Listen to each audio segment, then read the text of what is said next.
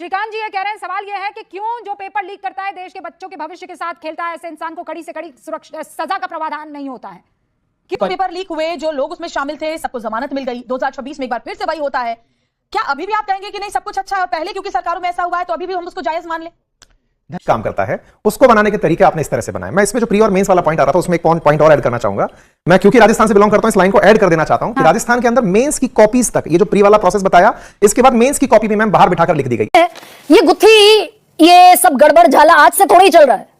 मैंने तो सारे साल पढ़ दिए नीट पर। ये इतनी ज्यादा मेहरबान क्यों है एनटीए? भाई एनटीए जेडबलई की भी परीक्षा कराती है, वो कंप्यूटर बेस्ड टेस्ट कराती है और सरकार बहुत ही संवेदनशील है इसके लिए। अरे संवेदनशील, सारे लोग इतनी संवेदनशील है कि मंत्री सवाल का जवाब ही नहीं देते कि जिम्मेदार कौन है।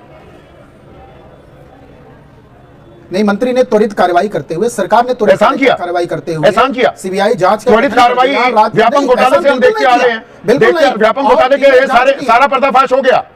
2016, 21, 24 ये तो मैं बता ही चुका हूं। नीट के उत्तर प्रदेश के जो इम्तिहान है, मैं आपको सारे आंकड़े बताऊं प्रोफेसर साहब? 2017 से 24 7 साल में एक मिनट नहीं है, दर्शकों को बताना जरूरी है। यही विश्व गुरु बनने चले हैं क्या हम? सुनिए ना प्लीज, सुनिए ना प्लीज। 2.25 करोड़ छात्रों पर असर पड़ा है पिछले 7 सालों में। 70 पर्चे लीक हुए हैं। 3 करोड़ छात्र हर साल कंपेटिटिव एग्जाम्स देते हैं। 3-3, 4-4 साल लगा देते हैं तैयारी करने में। का पेपर लीक किया था उनको सजा मिली। जिन्होंने 2024 का पेपर लीक किया सबकी बेल हो गई, सारे बाहर हैं। सबको कह दिया गया आप अगले पेपर के लीक करने की तैयारी करो, और वो कर रहे हैं। पेपर लीक पे ये चल क्या रहा है इस देश के अंदर? और मैं पूरी जिम्मेदारी के साथ कहता हूं, सरकार चलाना कोई आसान काम नहीं है। सरकार चलाना बहुत मुश्किल काम है। जिन लोगों से एक पेपर ठीक से नहीं होते बिना लीक करवाए, वो सरकार क्या चलाएंगे? मिले हुए हैं ये लोग। It is a case of complete कल्यूजन। लाखों करोड़ों बच्चों के भविष्य के साथ खिलवाड़ किया जा रहा है। उन सब बच्चों के साथ मेरी संवेदनाएं हैं और मैं उन सब बच्चों को बोलना चाहता हूं कि सड़कों के ऊपर उतरना पड़ेगा। ये सरकार केवल और केवल जन आंदोलन की भाषा समझती है और केजरीवाल आप लोगों के साथ। मैडम जी मैं ये कह रहा हूं गरिमा जी कि कौन सी त्वरित कार्रवाई कर दी? 1 महीने से पेपर टेलीग्राम पे घूम रहा था, एनटीए ने संज्ञान नहीं लिया। 3 मई को पेपर हुआ है। 12 मई तक जब online social media TV channels पे हंगामा होने लगा तब ये पेपर रद्द कर रहे हैं। और धर्मेंद्र प्रधान जी के पास मीडिया पहुंच के पूछती है कि जी बताइए आप कि पेपर लीक हुआ है, तो वो बिना जवाब दिए चले जाते हैं। ये संवेदनशीलता इस सरकार की। और आप अभी सीबीआई जांच कर देते हैं। मैं ये पूछना चाहता हूं कि जिन मांगीलाल और विकास को आपने पकड़ा है, इनके पास पेपर आया कहां से? इन्होंने तो बनाया नहीं है ना। एनटीए के बिना अधिकारियों के मिले उनके पास पेपर कैसे पहुंच गए? ये कह रहे हैं ट्रांसपोर्ट से पेपर पहुंच जाता है। तो पेपर सील पैक नहीं जा रहा था क्या ट्रांसपोर्ट से? जिस स्कूल पे उतरा था उन्होंने नहीं बताया था कि सील खुली आई है? नहीं तो अभिनय, ये एनटीए में अभिनय एनटीए में इतने बड़े बड़े अधिकारी जो बैठे हुए हैं, भाई चेयरमैन है यूपीएससी का, फॉर्मर चेयरपर्सन, डीजी है, एक बाकायदा आईएएस ऑफिसर जिसने यूपीएससी एग्जाम का पर्चा पास किया। आप ये कह रहे हैं कि इनका इन्वॉल्वमेंट है? 100% इन्वॉल्वमेंट है। जितनी ये एजेंसी और आयोग है, ये पैसा कमाने का जरिया बन गए। आप बताइए, पिछले 2 साल को हटा दे तो 500 करोड़ एनटीए ने प्रॉफिट बनाया है। दुनिया के देशों में शिक्षाएं फ्री हो रही हैं, सब्सिडी दी जा रही है, वहां ये लोग बच्चों से फॉर्म भरा के पैसा बना रहे हैं। तो जिस कदर भी, जिस एंगल से भी पैसा बन सकता है, सिर्फ फोकस उस चीज पे है। आज आप देख लीजिए, क्या सुबह से ट्वीट नहीं आए धर्मेंद्र प्रधान जी के? कोई एमएलए साहब गुजर गए तो ट्वीट आया है, क्योंकि वो ज्यादा संवेदनशील मामला था। 22 लाख बच्चों का भविष्य मर गया, इसकी चिंता नहीं है। क्या प्रधानमंत्री जी मन की बात करते हैं, परीक्षा पे चर्चा करते हैं, उनका कोई ट्वीट आया हो कि ये बच्चों के साथ गलत हुआ है? वो भी वो बच्चे जो आगे जाके देश का भविष्य बनेंगे। तो सरकार की मंशा ठीक नहीं है। और जब तक सरकार की मंशा ठीक नहीं होगी, आप सीबीटी एग्जाम करा लीजिए। तमाम एग्जाम ऐसे हैं जो सीबीटी हैं, उनमें खूब पर्सनलाइज लेवल पे, टॉप लेवल पे नकल हो रही है। कम से कम ये ऑफलाइन है तो खुल जा रहा है मामला, पेपर पहले ही आ जा रहा है। सीबीटी में तो पता ही नहीं चलता है कि पेपर लीक हुआ है, ना सरकार मानती है। मैं 2017 के आंदोलन में भी था जब सीबीआई जांच हुई थी, कुछ नहीं हुआ जी, ये कह के छोड़ दिया जाता है, better luck for next time. यही सवाल है कि आपने कहा हिम्मत टूट जाएगी, हिम्मत आप बटोर सकते हैं, लेकिन अगर विश्वास टूट जाता है व्यवस्था के ऊपर, उसको कौन दोबारा बिठाएगा? और ये अगर एक बार होता मैं समझ सकता हूँ, तीसरी बार हो रहा है एग्जाम लीक, और ये पिछली बार कोर्ट ने कहा तो आपने पेपर कैंसिल नहीं किया, इस बार आपने कैंसिल किया और अनफॉर्चुनेटली सीबीआई को जांच दे दी। अब सीबीआई के पास टाइम कहाँ है? वो तो विपक्षी नेताओं के छापे मारने से फुर्सत कहाँ उनके पास? लेकिन मेरा सुजाता पांडे जी यही प्रश्न है, ये बड़े लेवल के लोग पकड़े नहीं जा रहे या इन तक पहुंचने की हिम्मत ही नहीं होती एजेंसियों की। भाई कोई ब्यूटी पार्लर चलाने वाला थोड़ी लीक कराएगा पेपर। हाँ, वो बेचने में संलग्न हो सकता है। कोई छात्र जो 5 लाख रुपए में खरीद रहा है, आप उसको आरोपी बना के जेल में डाल सकते हैं, आपका काम है। आप सॉल्वर को पकड़ के जेल में डाल सकते हैं, आपका काम है, कर दीजिए।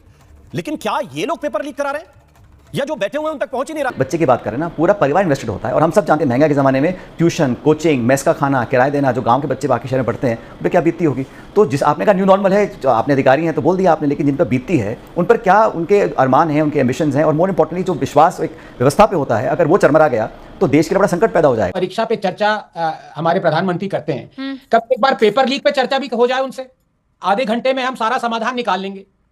कभी उन्होंने एंकरेज किया है कि जर्नलिस्ट उनके पास जाएं और पूछे कि प्रधानमंत्री जी ये 22 लाख लोगों के करियर से खेल रहे हैं। और मैं आपसे पूछता हूं रूबिका जी, आप जानती हैं इस बारे में कि भारतीय सरकार फिजिकल जो डैमेज होता है विक्टिम्स को, इंडियन सिटीजन्स को कॉम्पेंसेशन मिलता है, मेंटल ट्रॉमा का भी कॉम्पेंसेशन मिलता है।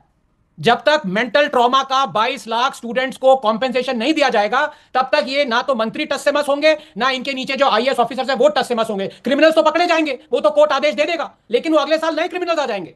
तो मेरी ये दरख्वास्त है आपके थ्रू कि एटलीस्ट जितने 22 लाख स्टूडेंट्स हैं मिनिमम 1000 रुपए उनके आज ही बैंक में डाले ये सरकार। टोटल बनता है 220 करोड़। इतनी अगर हिम्मत है, अगर आप उनसे वाकई आपको उन पे दर्द हो रहा है जो ये हुआ है उनके साथ, तो दिखाइए, put your money where your mouth is. Number 2, ये वही एनटीए है जो कि 15 लाख जेई का मेंस एग्जाम कंडक्ट करता है, फ्लॉलेस कंडक्ट होता है। 15 लाख स्टूडेंट, यहां पे 22 लाख लोगों ने नीट का एग्जाम दिया है, जेई मेंस का 15 लाख होता है, एक एरर नहीं होता उसमें। जानते हैं क्यों? क्योंकि वो कंप्यूटराइज्ड एग्जाम है। अब मैं आपसे पूछना चाहता हूं कि जब 15 लाख स्टूडेंट्स कंप्यूटराइज्ड एग्जाम दे सकते हैं और कोई प्रॉब्लम नहीं होती, कोई पेपर लीक नहीं होता, तो यहां पे वो सुविधा उपलब्ध क्यों नहीं है? ये सबसे पहले ये होनी चाहिए। और जो लोग इसको मना कर रहे हैं उनको कटघरे में खड़े करना चाहिए, उनसे पूछना चाहिए कि जब 15 लाख स्टूडेंट्स ने एग्जाम दिया, अभी दिया है जेई का और अब एडवांस भी होगा, तो सेम एनटीए ने कंडक्ट किया है, यहां पे उनको क्या प्रॉब्लम हो जाती है? क्योंकि जब तक आप पेन और पेपर वाला एग्जाम लाएंगे तब तक आपके पास you increase the parameters of malafide. आप ये ऑब्वियसली चैनल्स क्रिएट कर रहे हैं कि लोग पेपर लीक करें, लेकिन जेई मेंस में लीक नहीं होता है। ऑलराइट। लेकिन मेरा सुजाता पांडे जी यही प्रश्न है, ये बड़े लेवल के लोग पकड़े नहीं जा रहे या इन तक पहुंचने की हिम्मत ही नहीं होती एजेंसियों की? भाई कोई ब्यूटी पार्लर चलाने वाला थोड़ी लीक कराएगा पेपर। हाँ, वो बेचने में संलग्न हो सकता है। कोई छात्र जो 5 लाख रुपए में खरीद रहा है, आप उसको आरोपी बना के जेल में डाल सकते हैं, आपका काम है। आप सॉल्वर को पकड़ के जेल में डाल सकते हैं, आपका काम है, कर दीजिए। लेकिन क्या ये लोग पेपर लीक करा रहे हैं या जो बैठे हुए हैं उन तक पहुंच ही नहीं रहे? सचिन, जब आपकी 2018 से 2022 आप ही की सरकार थी, कुल मिलाकर 2011 से 2022 में 26 बिल्कुल पर्चे लीक हुए और आपके जमाने में 14 पर्चे लीक हुए। ये पर्चा लीक एक धंधा बन गया है क्या? ये हजारों करोड़ का धंधा है क्या? सच है कि एनटीए कंप्लीट फेलियर है, उसको डिसमेंटल किया जाना चाहिए। क्योंकि जब आपकी परीक्षा बार बार लीक होती है, एक बार को एक्सेप्शन हो सकता है, लेकिन जब बार बार होती है इसका मतलब उसमें सुनियोजित प्लानिंग है, कोई बड़ा है जो इसको संचालित कर रहा है। और जितने बड़े तार जो जुड़े हुए, अगर आपको पता चले तो वो बिहार में तार जुड़े, राजस्थान में तार जुड़े, तार तो रशिया से भी जुड़ रहे हैं। तो अब आप समझिए कि ये माफिया जो है क्या सरकार से बड़ी हो गई? ये बड़ा क्वेश्चन है, इससे एजुकेशन मिनिस्टर भी भाग नहीं सकते। मेरा ये मानना है कि जो अभी जो कानून बनाना ये कि भाई इसके लिए कि 10 साल का सजा हो जाएगी, 1.5 करोड़ रुपए का जुर्माना होगा, ये एक पेपर टाइगर है। क्योंकि हर एक पेपर लीक कराने वाला 50-60 लाख रुपए तो वो एक आदमी से कमा लेता है। तो करप्शन से पेपर माफिया का नहीं है, पर करप्शन उस पिता का भी है या फिर उस परिवार का भी है जो अपने लिए पेपर खरीदता है अपने बेटे की सीट के लिए। तो अब आपको ये सबसे समझना होगा कि आखिर सरकार करे क्या। सबसे पहले प्रोफेसर महेश शर्मा, मुझे एक बात बताइए, 2024 में भी नीट पीजी परीक्षा पेपर लीक हुआ था, उत्तर प्रदेश बिहार से, छात्रों के भविष्य के साथ खिलवाड़ नहीं तो क्या है? देखिए, भारत के भविष्य के साथ इस तरह के खिलवाड़ करने वालों की बिल्कुल खैर नहीं है। ये शासन प्रशासन ऐसी चीजों को न बढ़ावा देता है और सुप्रीम कोर्ट ने भी इसके ऊपर बहुत ही सख्त रवैया अख्तियार किया।